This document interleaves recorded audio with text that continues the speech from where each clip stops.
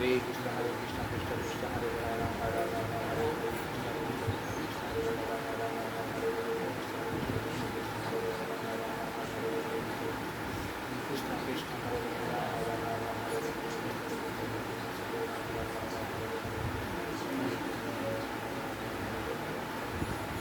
Krishna Krishna, Hare Hare, Rama Rama, Hare Hare, Krishna Krishna, Hare Rama, Rama Rama, Hare Hare.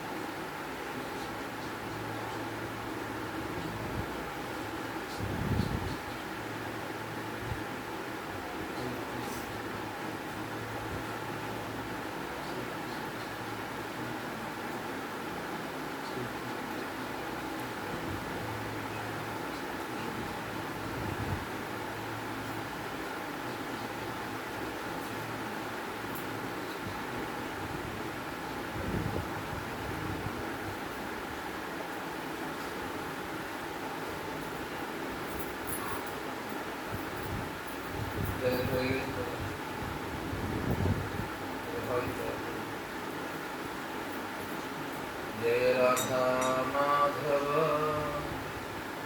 जय कुंज बिहारी जय राधा माधव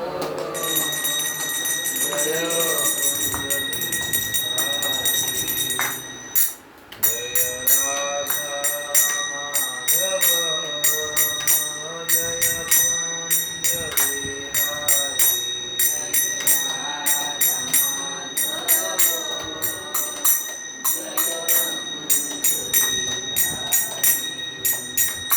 जय गोपी जना वल्लभ जय गिरिवरधारी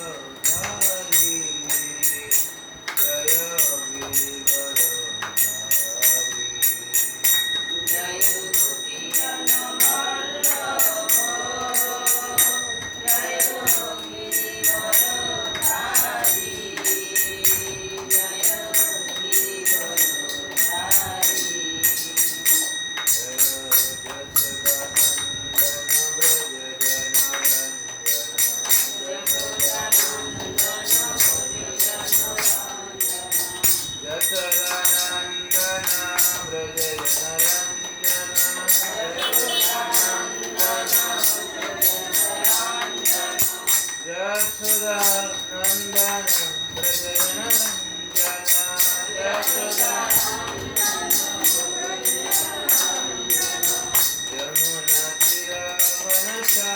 गिरिवरधारी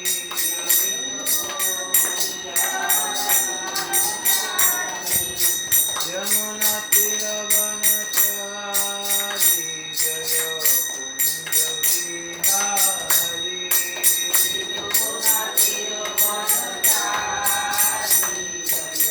कुंज बिहारी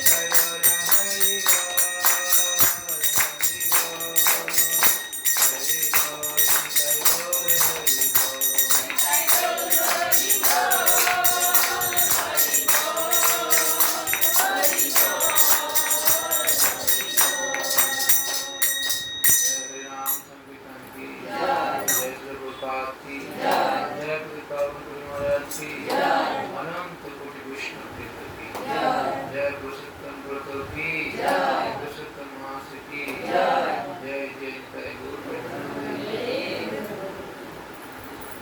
ओम अज्ञानतिमिरन्दस्य ज्ञानाञ्जनशलाकया चक्षुरुन्मीलितं येन तस्मै श्रीगुरवे नमः श्रीचैतन्यनामविष्टं स्थापितं येन भूतले स्वयं रूपं पदामह्यं ददाति स्वपदान्तिकं वन्देऽहं श्रीगुरु श्रीयुतपदकमलं श्रीगुरु वैष्णवांसं श्रीरूपं सकुजातं सहगणा रघुनाथान्वितं तं सजीवं साद्वैतं सावधूतं परिजनसहितं कृष्णचैतन्यदेवं श्रीराधा कृष्णपादान् सहगणललिता श्रीविशाखान्वितं च नमो ॐ विष्णुपादाय कृष्णपृष्ठाय भूतले श्रीमते जयपदाय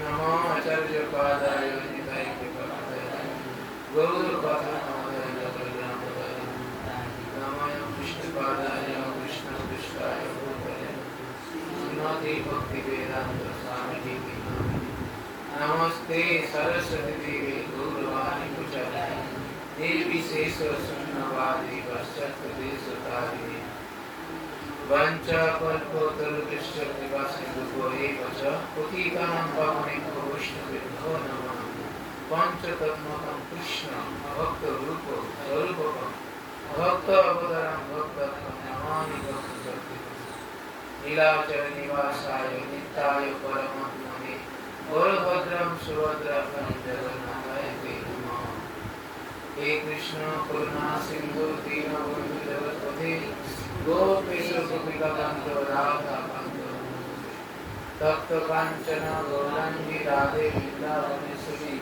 वृषभानुसुते देवी प्रणमामि हरिप्रिये जय श्री कृष्ण चैतन्य प्रभु नित्यानंद श्री अद्वैत गदाधर शिवासादि श्री गौर भक्तवृंद हरे कृष्णा कृष्णा कृष्णा हरे हरे हरे राम राम राम हरे हरे हरे कृष्णा कृष्णा कृष्णा हरे हरे हरे राम राम राम हरे हरे हरे कृष्णा कृष्णा कृष्णा हरे हरे हरे राम राम राम हरे हरे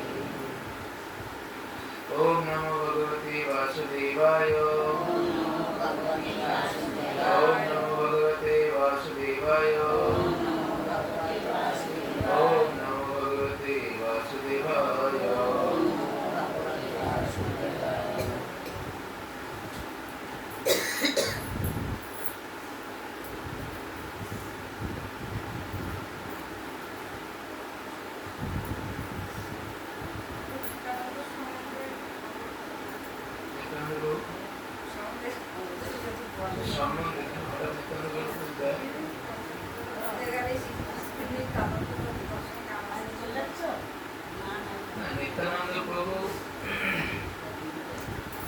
নিত্যানন্দ প্রভু হলেন আমাদের আদি গুরু।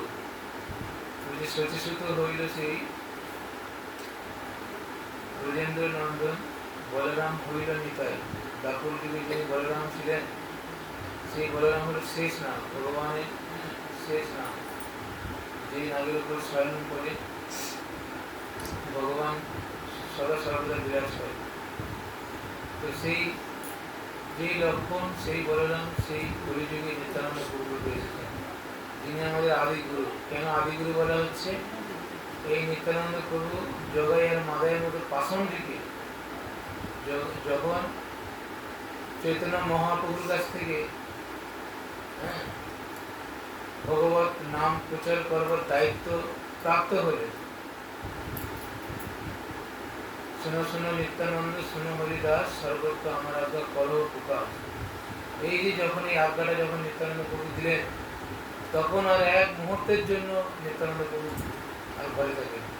তখন হরিদাস ঠাকুরকে নিয়ে গ্রাম গঞ্জে বিভিন্ন জায়গায় তিনি ভগবানের নাম প্রচার করবার জন্য বেরিয়ে গেছেন। তো সেই কোনো এক গ্রামে পথের মধ্যে জগাই আর মাদায় লীলা আমরা সবাই জানি। জগাই আর মাদাইকে উদ্ধার করবার জন্য যখন দেখলেন যে পাড়ার মধ্যে এক জায়গায় হট্টগোল হচ্ছে, তখন নিত্যানন্দ প্রভু হরিদাস ঠাকুরকে বলছে, ওখানে কি হচ্ছে হরিদাস? বলছে, প্রভু ওখানে জগাই আর মাদাই দুই পাষণ্ডী, জগতে এমন কোনো পাপ নেই যে ওরা বাকি রেখেছে, সবই ওরা করেছে, তো তাদের নিয়েই হট্টগোল হচ্ছে। তখন নিত্যানন্দ প্রভু কি ভাবলেন? ভয় পালিয়ে যাবে, এদের কাছে গিয়ে লাভ নেই, এরা দুষ্টু মানুষ, বাজে মানুষের কাছে যাবো না। তো যারা ভক্ত, আমাদের সবাইকে উচিত যে কার, এখান থেকে আমরা এই শিক্ষা পাই যে কার সঙ্গে আমাদের, কোন পাড়া প্রতিবেশীর সঙ্গে, কোন আত্মীয় স্বজনের সঙ্গে কবেকার কোন সমস্যা হয়েছে, ওরা খুব দুষ্টু বদমাশ, আমাদের প্রচেষ্টা করতে হবে তাদেরকে ভালোবাসার সহিত, শ্রদ্ধার সহিত তাদেরকে দেখে যেন তেন প্রকারেণ কৃষ্ণ মন নিবাসায়, যেভাবেই হোক আমাদের তাদের এই মনটাকে কৃষ্ণের পথে মনোনিবেশ করবার জন্য, যেন তেন প্রকারে, যেভাবেই হোক, চলে বলে কৌশলে, যেভাবে হোক, যদি কৃষ্ণ ভক্তি পথে তাকে নিয়ে আসা যায়, তাহলে এত বড় উপকারী আপনার থেকে আর কেউ হবে না। এখান থেকে আমরা এই শিক্ষা পাই। যদিও নাম অপরাধে, দশবিধ নাম অপরাধে সেখানে বলা হয়েছে শ্রদ্ধাহীন ব্যক্তিকে ভগবানের দিব্য নামের মহিমা সম্বন্ধে উপদেশ দেওয়া। যারা শ্রদ্ধাহীন, যারা ভগবানের নাম গান শোনে না, তাদেরকে একবার আপনি বলতে পারেন, দুবার বলতে পারেন, কিন্তু বারবার যাওয়া উচিত না। গেলে সে ভগবানের নামে কটূক্তি করবে, আপনার গুরুদেবের নামে কটূক্তি করবে, আপনার দেবতার নামে খারাপ খারাপ কথা বলবে। তাই শ্রদ্ধাহীন ব্যক্তির কাছে 9 নম্বর অপরাধ। যদি আপনি বারবার যান, আপনাকে অপমান করছে, তাহলে এটা আপনার অপরাধ হয়ে যাবে। তাহলে এদিকে আবার চৈতন্য মহাপ্রভু বলছে, যারে দেখো তারে কর কৃষ্ণ উপদেশ। কৃষ্ণ কথা তো সবার মাঝে আমাকে বলতে হবে, সবাইকে বলতে হবে। যে না শুনবে সে কাট আউট হয়ে যাবে, চলে যাবে। সেই জন্য মহাপ্রভু ছিলেন মহাবদান্যতা। মহাবদান্যতা মানে করুণার অবতার। এমন কোনো পাষণ্ডী পাপী নেই যে মহাপ্রভু তাকে কৃপা করেন। হ্যাঁ, অন্যান্য অবতারেরা তারা অস্ত্র ধরেছিলেন, কিন্তু চৈতন্য মহাপ্রভু তিনি কোনো অস্ত্র ধরেননি, তিনি প্রেম ছিল তার অস্ত্র। কৃষ্ণের প্রতি তার ভালোবাসা ছিল তার অস্ত্র। ভক্তকে কিভাবে নিজের ভক্তরূপে, আমাদের মতো অধম পাপিষ্ঠকে তিনি শিক্ষা দিয়েছেন। গুরু আচার্য বর্গগণেরা সেই শিক্ষায় আদর্শিত হয়ে আমাদেরকে আমাদের জীবনের পথ পরিচালিত করছে। আমরা যাতে আরো সুন্দরভাবে আমাদের এই পারমার্থিক জীবন সুন্দরভাবে সুগঠিত করতে পারি এবং অন্তিমে আমরা ভগবত ধাম চলে যেতে পারি। এই জন্য আমাদের সদা সর্বদা ভক্ত সঙ্গ কেন বলছে? এই ভক্ত সঙ্গটা হলো এক প্রকারের পাওয়ার অফ সোর্স। কিসের? যেমন আমাদের এই যে এখানে যদি সুইচ মারবো তাহলে ফ্যান চলবে, এসি চলবে। গরমে কষ্ট পাচ্ছি, কষ্ট থেকে আমরা নিস্তার লাভ করবো। ঠিক তেমনি এই কারেন্টটা কোথা থেকে আসছে? এই পাওয়ার হাউস থেকে আসছে। তো সেখানে যদি সুইচ অফ করে দেয়, আপনি যত সুইচ মারবেন না কেন এসি চলবে, আপনাকে সমস্যায় ভুগতে হবে। ঠিক তেমনি আমাদের এই জড়জগতিকে আমরা যে দিব্য আনন্দ অনুভব করব কোন সঙ্গের মাধ্যমে? বাড়িতে জামাই আসতে আনন্দ করবো, বাড়িতে আত্মীয় স্বজনরা এসে হই হট্টা করবে, বসে চা খাবে, পেঁয়াজি খাবে, আর চলে যাওয়ার সময় পেঁয়াজি কথাও বলবে, এরকম এদের নিয়ে আড্ডা মারবো, গল্প করবো না। আমরা ভগবত যতটা পারা যায় অন্তত একবার 100টা অন্য কথা বলে, কিন্তু একটা অন্তত কৃষ্ণ কথা বলো, আপনার কথা বলার সামর্থ্য হবে। জামাই আসুন, মেয়ে আসুন, বউ আসুন, যে আসুন, একবার অন্তত কৃষ্ণ কথা বলতে হবে। যে চলো একদিন মায়াপুর থেকে ঘুরে আসে, বা চলো একদিন কোথাও ঘুরে আসে, বা চলো একদিন ভগবানের, আচ্ছা তুমি কি মায়াপুরে গেছিলে, বা জামাই তোমার মা বাবা কি কোনোদিন তীর্থস্থানে গেছিল, এরকম ভাবে একটু আলোচনা। তার জামাই আছে গেল, যার জামাই আছে সে বেশি হাসছে। যাই হোক, এখন এরকম ভাবে আমাদেরকে বুঝতে হবে যে হাজারটা কথা বলি না কেন, তার মধ্যে কৃষ্ণ কথা বলতে হবে। গ্রাম্য কথা না বলিব, গ্রাম্য বার্তা না শুনিব, ভালো না খাইব, ভালো না করিব। এখন আমরা বেশি ভালো হলাম, খেতে হবে, ভালো করে খেতে হবে। গ্রাম্য কথা না বলিব, গ্রামের কথা বেশি আন কথা কুকথা বলা যাবে, আজে বাজে কথা শোনা যাবে না। হ্যাঁ, আর ভালো খাওয়ার প্রতি, ভালো পড়ার প্রতি মনোনিবেশ করলে হবে না, বিশেষ করে এই পুরুষোত্তম মাসে। হ্যাঁ, তবু আমরা যাই হোক, তবু আমরা এতই অধম, আমাদের ভুলভ্রান্তি হয়ে যায় বা হয়ে যাচ্ছে হয়তো, সেই জন্য গুরু গৌরাঙ্গের কাছে আমরা সবাই ক্ষমা প্রার্থনা করছি। এই জন্য আমাদের এই পুরুষোত্তম মাসে বেশি করে ভক্ত সঙ্গ করতে হবে। আর পাওয়ার অফ সোর্স, দিব্য আনন্দ পেতে গেলে আমাদের এই ভক্ত সঙ্গ করতে হবে। মোবাইলের চার্জ শেষ হয়ে গেলে কি হয়, আমরা চার্জ দিই না, চার্জ না দিলে কথা বলতে পারবো না, জীবনের দরকারি কাজগুলো পিছিয়ে যাবে। ঠিক তেমনি যদি আমরা ভক্ত সঙ্গ করে যদি আমাদের পারমার্থিক উন্নতি সাধন না করি, একমাত্র বলছে সঙ্গ, তার সঙ্গে ভক্ত সঙ্গ, এই সাধু সঙ্গ সর্বশাস্ত্র বলছে, আচার্যরাই বলছে। যদি ডেভোটি অ্যাসোসিয়েট যদি না করতে পারি, তাহলে আমাদের এই পারমার্থিক শক্তি বল হারিয়ে যাবে। আপনার গায়ে অনেক শক্তি থাকতে পারে, অর্থ বল থাকতে পারে, কিন্তু পারমার্থিক শক্তি যদি না থাকে তাহলে সবকিছু জিরো। হ্যাঁ, আপনার কাছে এখন এক আছে বলে আপনি অনেক একটার পিছনে দুটো শূন্য লাগালে 100, দুটোর পিছনে আরেকটা শূন্য লাগালে 1000, এইভাবে 1000 পিছনে একটা শূন্য লাগালে, হ্যাঁ 10,000, 10,000 পিছনে একটা শূন্য লাগালে 1 লক্ষ। কিন্তু যখন আপনি প্রথমে একটাকে যখন মুছে দেবেন, তাহলে কি হবে, শূন্যের কোনো ভ্যালু হবে, শূন্যের কোনো দাম নেই। ঠিক তেমনি আপনি আত্মীয় স্বজন, হ্যাঁ সবাইকে নিয়ে আনন্দ করছেন, হইহুল্লোড় করছেন, কিন্তু আপনি তো কৃষ্ণ কথা বলবার প্রতি আপনার রুচি নেই, কাউকে তো আপনি কৃষ্ণ কথা বলেননি, এটা আপনাকে ভেবে দেখতে হবে। যদি আপনি কৃষ্ণ কথা, কৃষ্ণ কেন্দ্রিক জীবনযাপন না করেন, তার শাস্ত্রে বলছে অপরাধ শূন্য হয়ে লহ কৃষ্ণ নাম, কৃষ্ণ মাতা, কৃষ্ণ পিতা, কৃষ্ণ ধন প্রাণ। হ্যাঁ, মাতা পিতা যিনি আমাদের সমস্ত সমস্যা থেকে রক্ষা করেন, তো কৃষ্ণই হলেন আমাদের পরম পিতা, পরম মাতা। তাই তার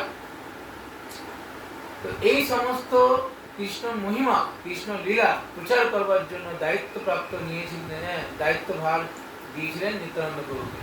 আর এই নিত্যানন্দ প্রভু জগাই মাদায়ের মতো পাপিষ্ঠকে উদ্ধার করেছিলেন, হ্যাঁ কৃষ্ণের ভক্ত বানিয়েছিলেন, গৌরাঙ্গ মহাপ্রভুর চরণে আশ্রয় নিয়েছিলেন। তো এখানে নিত্যানন্দ প্রভুকে আদি গুরু বলা হয়। তাই নিত্যানন্দ প্রভু তিনি একচক্রা গ্রামে, তারাপীঠের বীরভূম, তারাপীঠ থেকে 10-12 কিলোমিটার নিত্যানন্দ প্রভু ছিলেন। তিনি ওখানে জন্মগ্রহণ করেছেন, হারাই পণ্ডিত তার পিতার নাম। অনেক বৃত্তান্ত রয়েছে। আমরা একদিন একটা ট্যুর করলে হয়, তো গেছি না নিত্যানন্দ প্রভুর জন্মস্থানে, সেখানে অনেক কিছু জানার আছে। হ্যাঁ, হাটুগাড়ার মন্দির, সেখানে যে পঞ্চ পাণ্ডবেরা গেছিল, যে জায়গায় এখনো রয়েছে পঞ্চপাণ্ডব, ওখানে গিয়ে তোমার যে জায়গায় স্থান নিয়েছে, তখন তো সব জঙ্গল ছিল। সেখানে ভীম যে রাক্ষসীকে মেরেছিল, একটা গ্রামে ঢুকেছিল, সেই রাক্ষসী প্রত্যেকদিন একটা করে মানুষ তার চাই, কিন্তু সেখানে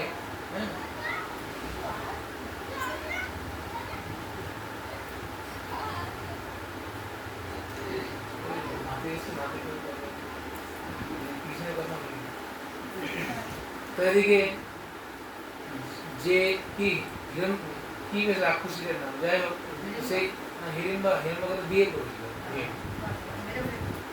যাকে মেরেছিল তার, যাই হোক।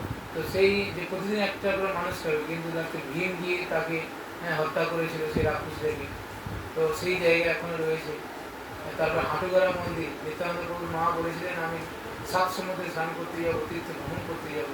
তো নিত্যানন্দ প্রভু বললেন, মা তোমার তো এই বয়স হয়ে গেছে, তো আমি তোমাকে এখানেই একটা সপ্ত নদীর জল এনে দিচ্ছি বলে হাঁটু ওখানে গিয়েছিল। সেখানে সেই জল যে এখনো রয়েছে, সেই জল এখনো পর্যন্ত সেখান থেকে কমে না। মন্দিরের মাথার চূড়া এখনো দেখা যায়, সমস্ত জায়গায় জল কমে গেলে সেই জল কমে, এখন মন্দির চূড়া দেখা যায় অনেক। না, নদীতে পড়েনি, সেই জায়গা তখন তো নিচু ছিল, এখন উঁচু হতে হতে এখন সেই জায়গাটুকুই এখন পুকুরের মতো হয়ে গেছে, হাঁটুগড়া বলে জায়গাটা। সেখানে নিত্যানন্দ প্রভুর জন্মস্থান, সেই মন্দির এখন রয়েছে তারাপীঠ থেকে কিছু দূর। এইভাবে যাই হোক, আমরা একটা শ্লোক করি। শ্রীমদ্ ভাগবতমে প্রথম স্কন্ধ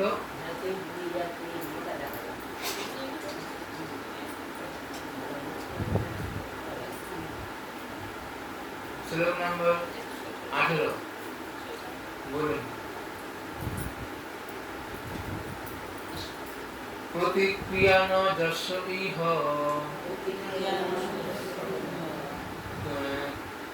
কুতশ্চিৎ বর্হিচিৎ প্রভস এষ ভগবান কাল সর্বেষাং ন সমাগত। এই জড়জগতে কোনো মানুষ এই ভয়াবহ পরিস্থিতির প্রতিকার হতে পারে না। হে প্রভু, পরম পুরুষোত্তম ভগবান মহাকাল রূপে আমাদের সকলের সম্মুখে উপস্থিত হয়েছে। বিদুর এই কথাগুলো কাকে বলছে? ধৃতরাষ্ট্রকে। এখন সময় হয়েছে, আপনি চলুন। এই জড়জগতের যে তিতাব জ্বালা, চারটে দুর্দশা, এটা এই মহাকাল থেকে কেউ রক্ষা পেতে পারবে না। তাই আপনি এতদিন রাজ্য সুখ অনুভব করলেন, তো এখন তো বেরিয়ে আসুন এই জড়শক্তি থেকে। তাকে বিদুরের উদ্দেশ্যই ছিল যে ঘর থেকে টেনে বার করা, তাকে ধৃতরাষ্ট্রকে। এটা কি বিদুর খারাপ ভেবেছিল? ধৃতরাষ্ট্রকে ধৃতরাষ্ট্রকে কেন খারাপ ভাবেনি? ধৃতরাষ্ট্রের ঘর থেকে কেন বের করতে চেয়েছিল? হরে কৃষ্ণ। ধৃতরাষ্ট্রকে কেন ঘর থেকে, এবার তুমি প্রশ্ন করতে, তাহলে ঘুমিয়ে করতে চায়। হ্যাঁ, ধৃতরাষ্ট্রকে ঘর থেকে কেন বের করে দিতে চেয়েছিল?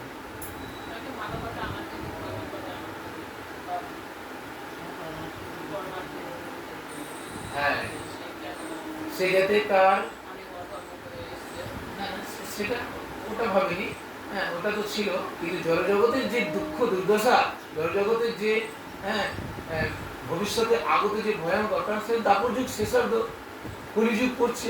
আর কলিযুগে কি হয়? মানুষ অলস হয়, নিদ্রা প্রিয় হয়, ঝগড়াঝাটি হয়। হ্যাঁ, ঝগড়াঝাটি করতে ভালোবাসে, যেখানে সেখানে হ্যাঁ অশ্লীল ভাষা, অশ্লীল ব্যবহার, অশ্লীল আচার আচরণ, এই সমস্ত হতে চলেছে। এই ভয়ঙ্কর পরিস্থিতি থেকে আপনি আর জড়াসক্তি ভোগ না করে, ভৌতিক জগতের মধ্যে না থেকে আপনি চলুন আমার সঙ্গে তীর্থস্থানে ভ্রমণ করতে করতে, তাহলে তার মন কি হয়ে যাবে? চেঞ্জ হয়ে যাবে, পরিবর্তন হয়ে যাবে। আর মন পরিবর্তন হয়ে গেলে ভগবানের প্রতি তার মনোনিবেশ হবে। আর ভগবানের প্রতি তার যখন মনোনিবেশ হবে, তখন সে একান্তে ভজন সাধন করে সে ভগবান নাম পেয়ে। এটা আমরা পরে আমরা দেখেছি যে সে কেবল শেষ জীবনে এসে শুধু কেবলমাত্র পানি আহত, মানে জল আহত করতো, গঙ্গার জল সেবন করতো।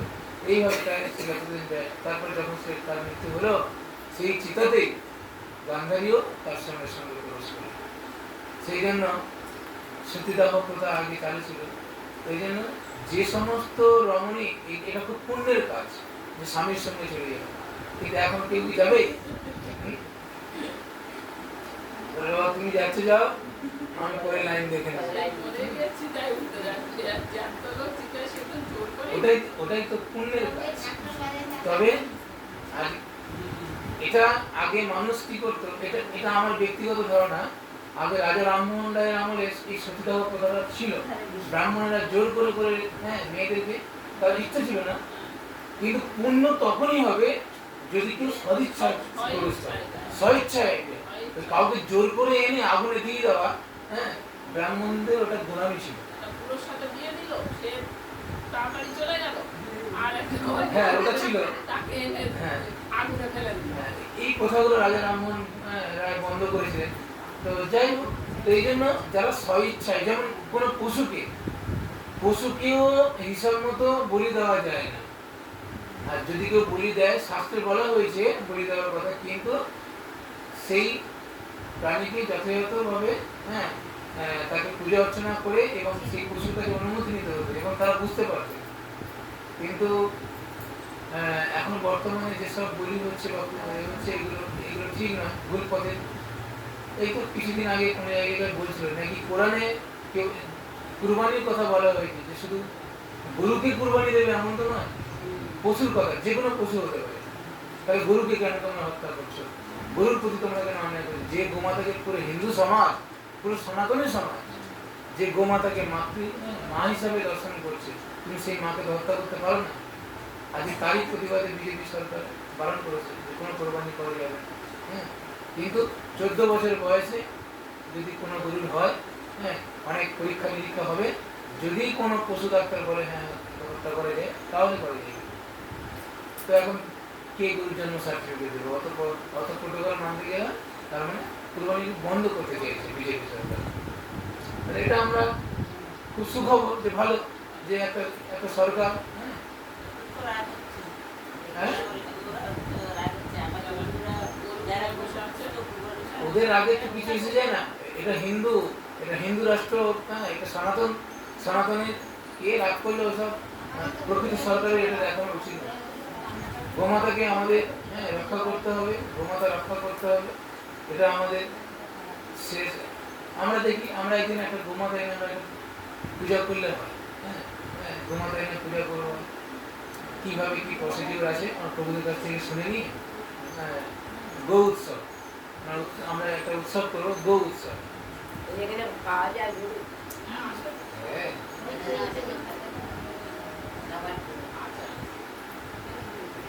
অনেক গোমাতা আছে। একদিন একটা গোমাতা উৎসব করলাম, গোমাতাকে যে যেমন পারবে তাকে ফল মূল প্রদান করতে পারে, শাড়ি প্রদান করতে পারে, এটা ইচ্ছা আছে, সেটা কোনো একটা দিন করবো। একজন এসে বলছে মুসলমানদের বিজেপি সরকার এসে মুসলমানদের কোরবানি বন্ধ করেছে। কোরবানিটা বন্ধ করে সংবিধানের নিয়ম রয়েছে ওটা কীভাবে করা যায়, সেটা কোনো সরকারই ভোটের ফায়দা তুলতে ব্যবহার করেনি ওই ধর্মটাকে। তো সেটা যদি কেউ ক্ষমতা থাকে সেই সংবিধানের নিয়মে এসেই যাচ্ছে। আচ্ছা, এতটা কথা আমরা কোরবানির জন্য এতটা ভাবছি, তোরা আমার হিন্দু ধর্মের মানুষদের যখন মেরে ফেলে খুন করে দিয়ে যাচ্ছে, মহিলাদের উপরে চরম অত্যাচার নেমে আসছে, তখন তো হিন্দুরা কথা বলে না, তখন তো নিজের ধর্মটা ভাবে না যে আমাদের ধর্মটা কি হচ্ছে।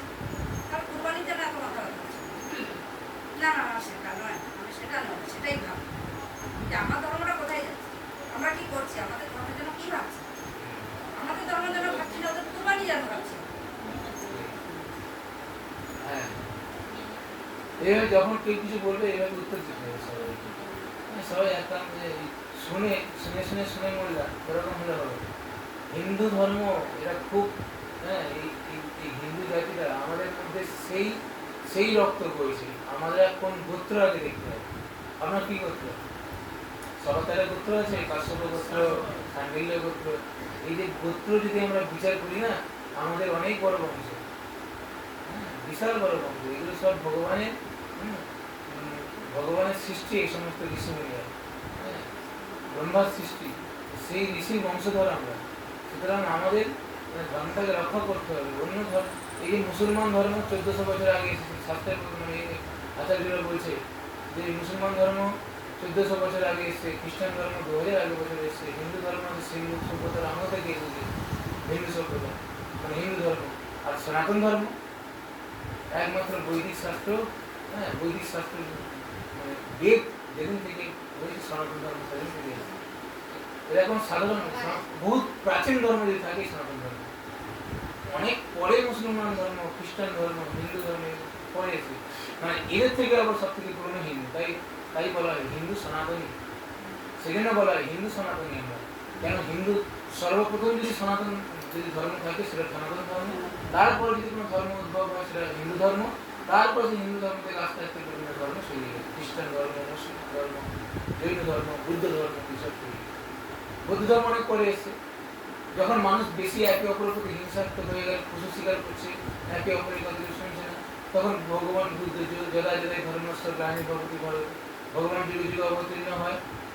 হ্যাঁ, আর বুদ্ধদেব যুগে যুগে তিনি অবতীর্ণ হইলেন। আর তাদেরকে, কারণ বেদে দুরকম কর্মকাণ্ডের কথা বলা হয়েছে, একটা জড়জাগতিক কর্মকাণ্ডের কথা আর একটা পারমার্থিক কর্মকাণ্ডের কথা। কিন্তু সাধারণ মানুষ জড়জাগতিক কর্মকাণ্ডটাই বেছে নেবে। তো এটা করলে যদি আমার এটা লাভ আছে, কিন্তু পারমার্থিক কর্মের কথা, অনেক নিষ্কামের কথা বলা হয়েছে, অনেক আসক্তিহীনের কথা বলা হয়েছে, অনেক কিছু পরিত্যাগের কথা বলা হয়েছে। আর ওই জড়কর্মের যে কর্মকাণ্ডের কথা বলা হয়েছে সেটাও বলা হয়েছে, কিন্তু ওখানে অনেক কিছু ছাড় দেওয়া হয়েছে। হ্যাঁ, ঠিক আছে, তুমি তোমার আত্মা যা চাইবে তুমি তাই পাবো। তুমি এই দেবতাকে পুজো করো, অনেক কিছু পাবে। তুমি শনি দেবতাকে পুজো করো, তোমার, হ্যাঁ, পদ্ধতিটা সহজ করে দেওয়া। পদ্ধতিটা অনেক সহজ করে দেবে। এই হলো ব্যাপার। বেদ হলো শাস্ত্র। এখানে দু রকমের কথা বলা হয়েছে। একটা পারমার্থিক কল্যাণ সাধনের কথা, যেখানে নিষ্কামের কথা বলা হয়েছে, যেখানে অনেক কিছু ত্যাগের কথা বলা হয়েছে, এবং সেটা সাত্বিক, শুদ্ধ সাত্বিক। আর জড়কর্মের কথা, সেটা তামসিক, মানে ওটা করলে আপনাকে আবার জন্ম মৃত্যুর চক্রে আপনাকে আবার ঘুরতে হবে। আবার বেদে এমন কথা বলে যে সেটা যদি আপনি শোনেন, জন্ম মৃত্যুর চক্র থেকে মুক্তি লাভ করে বৈকুণ্ঠে চলে যাবে। হরে কৃষ্ণ। এই জন্য সবাই যা বলে সেটা শাস্ত্রের কথা, কিন্তু এই জন্য সৎ গুরুদেবের স্বর্ণাপন্ন কেন হতে বলছে? আশ্রয় লইয়া ভজে তারে কৃষ্ণ নাই তাই এটা বলছে। তা তোমাকে আশ্রয় কার আশ্রয়? সৎ গুরুদেবের আশ্রয়। ওই আমার গুরুদেব বলেছে তোমার আত্মা যা চাইবে, হ্যাঁ, তো তুমি তাই খাবে, এরকম গুরুদেব ধরলে তাহলে গুরুদেবে যাবে নরকে, আর আপনাকেও যেতে হবে নরকে। এই জন্য আমাদেরকে সঠিক আচার আচরণ করতে হবে। বেদে বলেছে দেবতাদের পুজো করতে, বেদে বলেছে পশু বলি করতে, হ্যাঁ, এগুলো বলেছে। কিন্তু সেই পশু বলিটা কেমন হওয়া দরকার সেটাও বলেছে।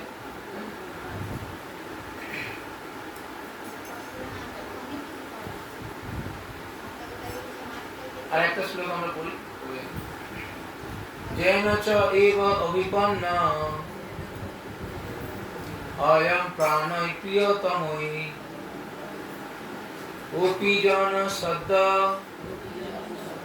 বিযুজ্যত কিম উত অন্যৈ ধন আদিবি।